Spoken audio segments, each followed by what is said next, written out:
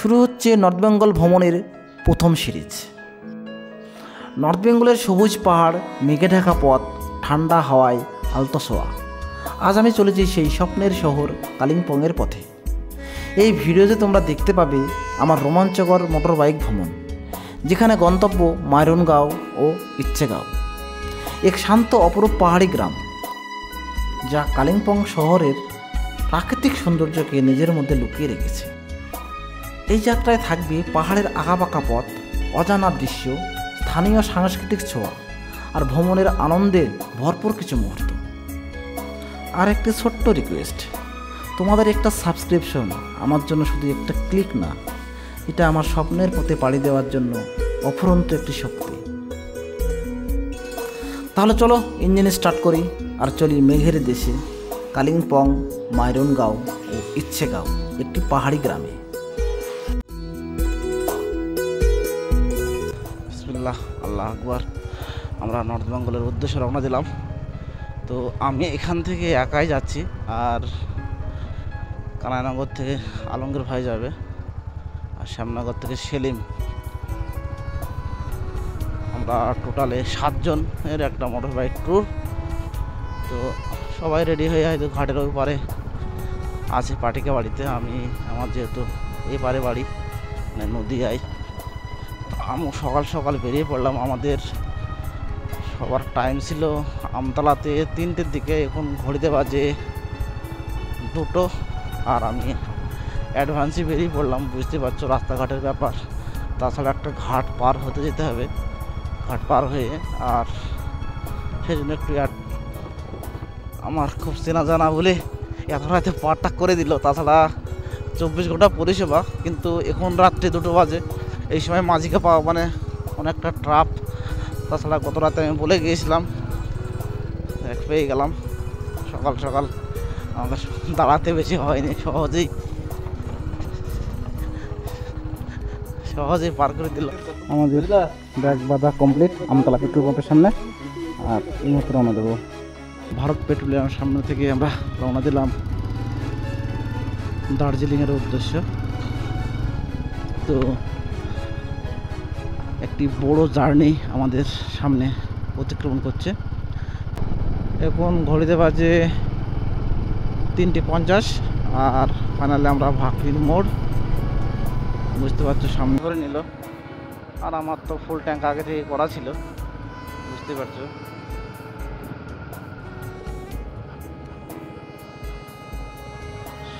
সামনে জয়পুর। আমরা জয়পুর রেল ব্রিজের ওপর।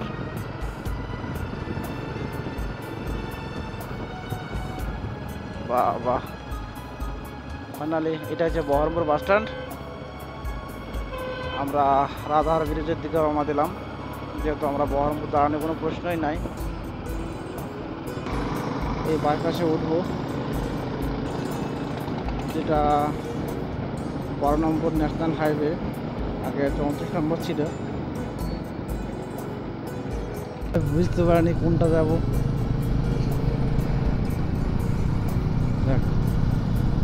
আমরা প্রথম সাইনবোর্ড পেয়ে গেলাম, ডালখোলা, মালদা ও ফারাক্কা ন্যাশনাল হাইওয়ে 12, আগে 34 নম্বর ছিল। এখন ঘড়িতে বাজে 4:20, আর আমরা বহরমপুর পার করে মোটামুটি 10 থেকে 15 কিলোমিটার চলে এলাম। সামনে পাপ্পু ধাবা, তবে পাপ্পু ধাবায় আমাদের টার্গেট নাই, আমরা একদম পদ্মশ্রী ধাবা। মালদা 7টা বাজতে বাজতে মালদা টপকনের আমাদের একটা প্ল্যান আছে, কেননা আমাদের একটা টার্গেট নিয়েছি যে 12টার থেকে 1টার মধ্যে আমরা, এটা আমাদের ফার্স্ট টোল গেট।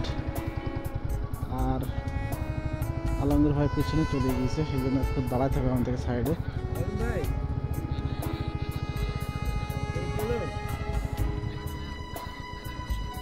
একটু গন্ডগোলের মধ্যে পড়ে গেলাম, সেটা হচ্ছে বহরমপুর পার করার পরে যে প্রথম ফার্স্ট টোল গেট আছে, সেই টোল গেটের কিছুটা 1 কিলোমিটার মতন আগে সেলিমের গাড়ি টার্ট বন্ধ হয়ে গেছে। মানে আমরা প্রায় 5 কিলোমিটার রিটার্ন আসলাম, এসে ডান দিকে ঘুরলাম। পুরো সামনে সেলিম ভাই আটকে গিয়েছে, সেখানে দেখি গাড়ির কী প্রবলেম হয়েছে সেটা একটু ভাবার বিষয়। তো আমাদের রাইডটাই কি হবে সেটাই ভাবছি। এত দেখি দাঁড়িয়ে থাকে না, কি করবে দেখি, আমরা দেখি কি হয়। ঠেলটি টাটা হওয়ার কথা, খুবই খারাপ লাগছে। সেলিম ভাইয়ের গাড়ির ব্যাটারি বসে গেছে পেট্রোল পাম্পে, তাই একটু দাঁড় করেছে। আর তেল ভরার পরে আর টাটলিল না কোনো মধ্যে, আর ব্যাটারি বসিয়ে গেছে। যা কন্ডিশন দেখলাম, ভাবলাম যে হয়তো ব্যাটারি কানেকশানগুলো একটু সমস্যা থাকতে পারে। আমি গিয়ে চেষ্টা করলাম, কিন্তু তা হলো না, মানে কানেকশান সব ঠিকঠাকই আছে। এখন একটাই উপায়, আমরা সামনের দিকে এগিয়ে যাই, আর যদি কোনো ব্যাটারির দোকান খোলা পাই তো সে ব্যাটারি কিনে নিয়েছি, লাগাতে হবে। সেলিম ভাই আস্তে আস্তে আসছে, রাজু ভাই পা দিয়ে ঠেলছে, এছাড়া রাস্তা নাই। যদ্দূর যাই, এখন ঘড়িতে বাজে 5টা, আর বুঝতেই পারছো এখন মানে এখনও ঘোর ঘোর হয়ে আছে, রাত্রি হয়ে আছে। কিছু করার নেই, আমাদের কপালটাই খারাপ। তবে নর্থ বেঙ্গল যাবোই, যে যাই হোক না কেন, যত বাধা বিঘ্ন হোক না কেন, নর্থ বেঙ্গল যাওয়ার জন্য বেরিয়েছি, কিছু করার নেই। দেখতে দেখতে আমরা পলসনটা চলে এলাম, কিন্তু হয়তো রাজু ভাই ঠেলতে ঠেলতে নিয়ে আসছে। ঠেলতে বলতে গেলে মানে গাড়ি চলেই আছে, তো অন্যটা বাইক দিয়ে পা দিয়ে ঠেলা মারা হচ্ছে। আমরা সামনের দিকে এগিয়ে আসলাম, যদি কোনো জায়গায় ব্যাটারির দোকান পাওয়া যায়। রাজু ভাই যাই হোক সেলিম ভাইকে পা দিয়ে ঠেলতে ঠেলতে চলে যাচ্ছে, কিছু করার নেই গো, আমাদের কপালে নেই ধাবা। এখন ব্যাটারি খুঁজে বেড়াচ্ছি সামনের দিকে, যদি কোনো দোকান যদি খোলা থাকে। আর মেন কথা হচ্ছে এখন এমন একটা সময়, এই সময়ে কোনো সার্ভিস দোকান খোলা নাই। হ্যাঁ, আমরা চলে এসেছি রঘুনাথগঞ্জ, ডান দিকে হচ্ছে রঘুনাথগঞ্জ জলঙ্গি, আর সামনের দিকে আছে ফারাক্কা। তবে এইখানে ব্যাটারি পাওয়ার সম্ভাবনা প্রবল, দেখি যদি সেরকম দোকান থাকে। তো মেন কথা হচ্ছে ব্যাটারি পাওয়াটা কোনো ফ্যাক্টর নয়, মানে এই সময়টাই পাওয়া যাবে কিনা সেটা একটা বাবার বিষয় আছে। এই সময় হয়তো কোনো দোকান খোলা থাকতেও পারে না। তারপরে ব্যাটারির সন্ধানে আরও সামনের দিকে এগিয়ে যাচ্ছি। একটা শেষ পর্যন্ত একটা ব্যাটারির দোকান পেলাম, তো সেই এখানে তো ব্যাটারি লাগানো হয়নি, যাদের কাছে আবার ব্যাটারি।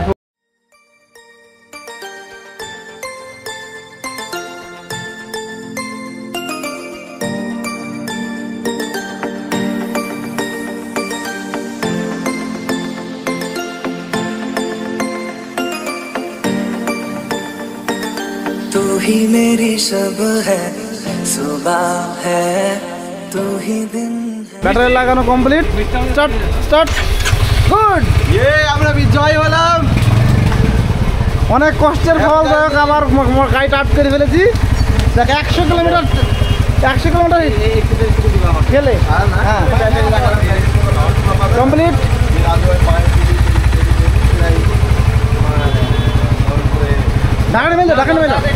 ফাইনালি আমরা ব্যাটারি এক্সচেঞ্জ করে বেরিয়ে চলে এলাম সামনে ফারাক্কা ব্যারেজ। তবে আমরা এখান থেকে খবর পেলাম ফারাক্কা ব্যারেজের আগে নাকি 5 কিলোমিটার জাম্প, এটাও একটা খারাপ লক্ষণ। তো আমাদের শেষ পর্যন্ত নর্থ বেঙ্গল ঢুকতে কটা বাজে সেটা ভাবা যায়। এখন ঘড়িতে বাজে 9:20, আর আমরা এই মুহূর্তে ধুলিয়ান বাজার ক্রস করলাম। পুরো এই ব্রিজটা 20 কিলোমিটার গতিবেগে ব্রিজটা অতিক্রমণ করতে প্রায় 20-25 মিনিট লাগলো, কম করে হলেও 3 কিলোমিটার হবে। বাহ বাহ,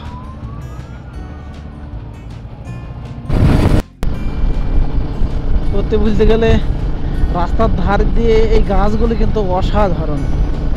এটা মালদাতে মোটামুটি হয়তো 50 থেকে 60-70 কিলোমিটার মতন গাড়ি চালাতে হবে আমাদের, কিন্তু ফারাক্কা ব্যারেজ পার করে এই যে গাছগুলো দেখো যেন কোনো একটা ঝাউ গাছের মতন, কত সুন্দর। দেখো পাশ দিয়ে ট্রেন চলে যাচ্ছে, আর পাশ দিয়ে গাছ, আর তার পাশ দিয়ে আমরা মোটর বাইক চালিয়ে যাচ্ছি। এক অসাধারণ অভিজ্ঞতা, কত সুন্দর।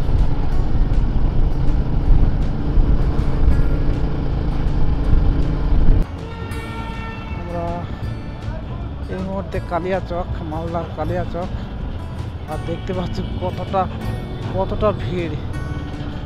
হঠাৎ করে ঐতিহাসিক আদিনা মসজিদের কাছাকাছি চলে এসেছি। তবে একটা বড় একটা ওভারব্রিজ, ওভারব্রিজ পার করেই ডান দিকে সম্ভবত আদিনা মসজিদ। তো আমরা এর আগে এসেছিলাম কিন্তু সেখানে ছবি তুলতে দেয়নি, সেই জন্য এবার আর ঢোকার কোনো প্ল্যান নাই। থেকে গাজল 20 কিলোমিটার আর রায়গঞ্জ 55 কিলোমিটার। তবে আমাদের টার্গেট আছে, দেখুন ঘড়িতে বাজে 11টা, আর 12টার মধ্যে রায়গঞ্জ পার করে আমরা ধাবাতে খেয়ে নেবো, এরকম একটা প্ল্যান আছে। দুপুরে খাবারটা ধাবাতেই খেয়ে নেবো, কিছু করার নেই, আমাদের হোমস্টেতে পৌঁছাতে পারবো না। এর জন্য আমাদের কপাল দায়ী, কারোর দায়ের উপর দায়ী নয়। কী করবো, উপায় নাই। আমরা আর হয়তো 22 থেকে 30 কিলোমিটার গেলে হয়তো মালদাটা ক্রসিং করবো, তারপর দক্ষিণ দিনাজপুর, তারপর উত্তর দিনাজপুর। আমরা রায়গঞ্জের 2 থেকে 3 কিলোমিটার আগে স্টে করেছি।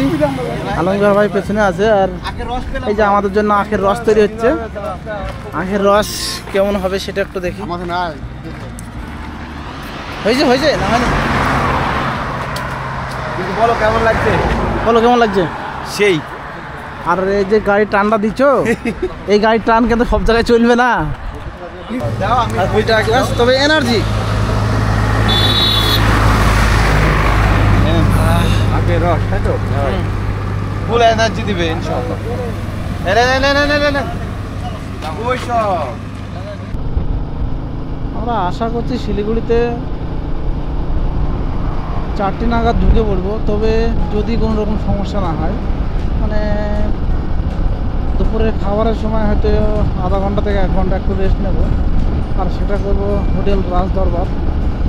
আর তাছাড়া সেরকম কোনো আর দাঁড়াবো না কোনো জায়গায়, একবারেই দাঁড়াবো। তারপরে মোটামুটি 140 কিলোমিটার হোটেল রাজ দরবার থেকে। তো ভাবছি সেটা ওই 1 থেকে 2 ঘন্টা সময় লাগবে। 2 ঘন্টার মধ্যে আশা করি ঢুকে পড়বো শিলিগুড়ি। দেখা যাক, কোনো সমস্যা যদি না হয় 4টের মধ্যে ঢোকার আশায় আছে। আর সত্যি বলতে গেলে আমাদের ওদিকে ধানের চাষটা একটু কম আছে। দেখো, প্রতিটা জমিতে ধানের চাষ বেশি। এটা হচ্ছে দক্ষিণ দিনাজপুর সম্ভবত, আর রায়গঞ্জের পর থেকে হয়তো উত্তর দিনাজপুর হতে পারে, আমি ঠিক জানি না।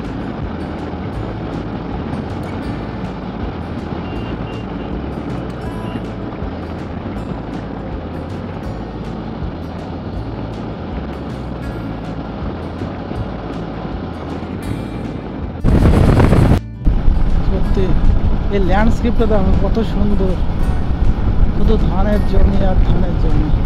সত্যি বলতে আমাদের এলাকাতে আর ধান চাষ আগে হয় না, খুব মিস করি ধান চাষকে। এদিকে ধানের চাষটা কোনোভাবে একটু বেশি আছে।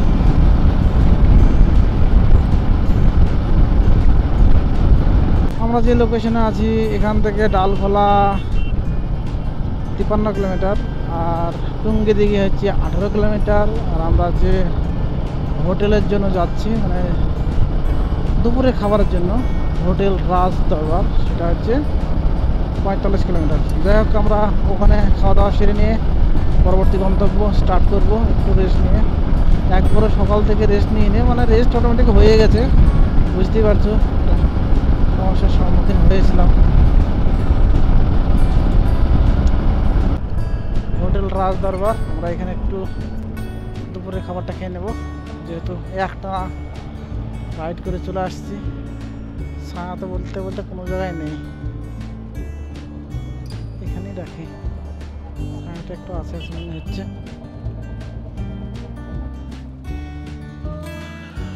তো বন্ধুরা, এখন আমরা পৌঁছে গেলাম ডালখোলা। এখানে একটু ব্রেক নিয়ে দুপুরের লাঞ্চটা সেরে নিলাম। অনেক লং রাইডের পর গরম গরম খাবার একদম জোশ। আমরা ডালখোলাতে এসে দুপুরের খাবারের জন্য অর্ডার করেছিলাম। সঙ্গে দিয়েছে ডাল, আর একটা সবিনের সবজি, আর আলু ভাজা আছে, আর ভাত, আর মাছ এখনো আসেনি, আসবে। সন্ধ্যার আগে ঢুকতে পারলেই বাঁচি, মানে মানে লেট তো হয়ে গেছে, কিছু করার নেই। আর 10 থেকে 15 কিলোমিটার বাদ দিই হয়তো চা বাগানের সন্ধান পেয়ে যাব, চা বাগানের দেখা পেয়ে যাবো। চা বাগানের দেখা পেলে একটু মনটা অন্যরকম হবে, বুঝতে পারছো। তো মোটামুটি 50-60 কিলোমিটার যাওয়ার পর থেকে হয়তো হালকা হালকা ঠান্ডার ইমেজটাও দেখতে পাবো। আর এখন তো প্রচণ্ড গরম, বুঝতেই পারছো, একবারে শরীরের যা অবস্থা, তাতে করে জ্যাকেট গাড়ি দাঁড় করেই রাখা অসম্ভব। Welcome to Kishanganj. আমরা অলরেডি কিষানগঞ্জের ওভার ব্রিজের উপরে, দেখতে পাচ্ছ কিষানগঞ্জ বা আমার বাঁ সাইডে কিষানগঞ্জ শহরটা, আর আমরা অলরেডি ব্রিজের উপরে। যে যেমন পাচ্ছে ট্রেনে চলে যাচ্ছে সামনের দিকে। দেখ আমার গাড়ির একটু বাতাস একটু কম কম মনে হচ্ছে, আমি ওকে টানব না, যেভাবে যাই যাক, অসুবিধা নাই। একটু লেট হবে, নো প্রবলেম। কিষানগঞ্জ পর্যন্ত যদি চলে আসতে পেরেছি, শিলিগুড়ি পর্যন্ত চলে আসতে পারবো, কোনো সমস্যা নাই। আর এখান থেকে শিলিগুড়ি 100 কিলোমিটার, মোটামুটি ঘন্টা 2 লাগবে। আর শিলিগুড়ি থেকে আমাদের হোমস্টে মানে মিরিক 55 কিলোমিটার, ওটা হয়তো সময় লাগবে 3 ঘন্টা মতন। মোটামুটি রাত্রি 7টার আগে ঢোকার প্ল্যান আছে, এরকমই আমাদের উদ্দেশ্য। 7টার আগে ইনশাল্লাহ ঢুকে বলবো, কোনো সমস্যা নাই। 7টা বাজে পুরোটাই সবাই এক জায়গায়। কিছু পাহাড় বলবো না, সমতলে উঁচু নিচু সমতল, হালকা পাতলা উঁচু হালকা পাতলা নিচু। যাক আমরা অলরেডি সম্ভবত উত্তর দিনাজপুর ক্রস করে ধান ক্ষেতের জমি, কত সুন্দর ধান ক্ষেতের জমি। তবে যাই হোক, উত্তরবঙ্গের পরিবেশ একটু অন্যরকম। এই ধান ক্ষেত, যেখানে ধান ক্ষেত সেখানে সবই ধান ক্ষেত, যেখানে চা বাগান সেখানে সবই চা বাগান। এক রোড দিয়ে যাচ্ছি আর দুই পাশের চা বাগানের পাতার সেন্ট নাকে এসে লাগছে। সবচেয়ে বড় ব্যাপার, এই যে 2 রাস্তার মিডিলে যে সারি দেখছো, এর মধ্যেও চা বাগান, চায়ের গাছ লাগানো আছে। এখানে ফুলের বাগান আর একটা অন্যরকম সেন্ট, সত্যি অসাধারণ। প্রায় চলে এসেছি। আমাদের এখান থেকে আমাদের হোমস্টের দূরত্ব হচ্ছে 80 কিলোমিটার। ডান পাশে গাছগুলি দেখো, কত সুন্দর গাছ। সত্যি বলতে এই ডান পাশে যে সারি, গাছের সারি, মানে এক ধরনের ফুলের মতন লাগছে। আর বাঁ পাশে চা বাগান, উত্তল অবতল। সমতলের মধ্যে চা বাগানের মধ্যেই অনেক জায়গায় উঁচু আছে, অনেক জায়গায় লেসা আছে। তবে পাহাড় না, মানে এটা শিলিগুড়ির চা বাগান, যেহেতু পাহাড়ের চা বাগান আর শিলিগুড়ি চা বাগান মধ্যে একটু পার্থক্য আছে। সমতলের চা বাগানে একটু ঘনত্বটা খুব বেশি থাকে, দেখো চা পাতাগুলি খুব ঘনত্ব বেশি, পরিমাণটা খুব কম, মানে ঘনত্বের পরিমাণটা খুব কম, পাতলা পাতলা থাকে। এটাই বোধহয় আমাদের লাস্ট টোল গেট সম্ভবত, শিলিগুড়ির আগে।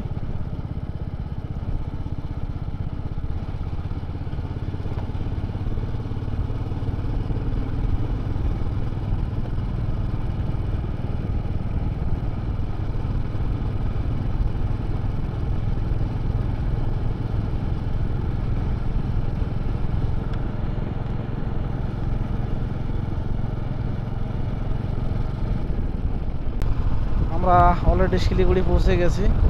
তো আমরা এখন হোমস্টের লোকেশন মেরেছি। আমাদের শিলিগুড়ি এখান থেকে হোমস্টের দূরত্ব দেখাচ্ছে 59 কিলোমিটার। আর ম্যাপ ডেস্টিনেশন লাগিয়ে দিয়েছি, তো ওনারা বলছে যে কার্সিং হয়ে যেতে, মানে দুধিয়া ব্রিজে যেহেতু নষ্ট হয়ে গেছে, মিরিক হয়ে যাওয়া যাবে না। তো একটা রোড ম্যাপে, মানে গুগল ম্যাপের উপর ছেড়ে দিয়েছে, যেমনি যায় সেমনি নিয়ে যাই যাক, অসুবিধা নাই। গুগল ম্যাপ যেমনি নিয়ে যাচ্ছে নিয়ে যাক। আমরা একবারে হোমস্টের লোকেশন মেরে দিয়েছি, যেমনি যাবে।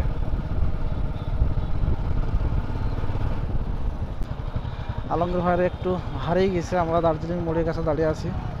তো আসুক, ওদের অপেক্ষায় বসে আছি। এই হচ্ছে আমাদের দার্জিলিং মোড়, এখনো আসেনি দার্জিলিং মোড় অবশ্য। দেখি এই রোডের ওপরেই সব পড়বে।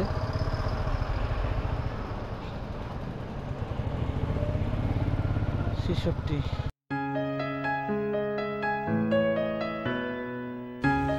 তো বন্ধুরা, অনেকটা লং রাইড করার পর আমরা অবশেষে শিলিগুড়িতে পৌঁছে গেছি।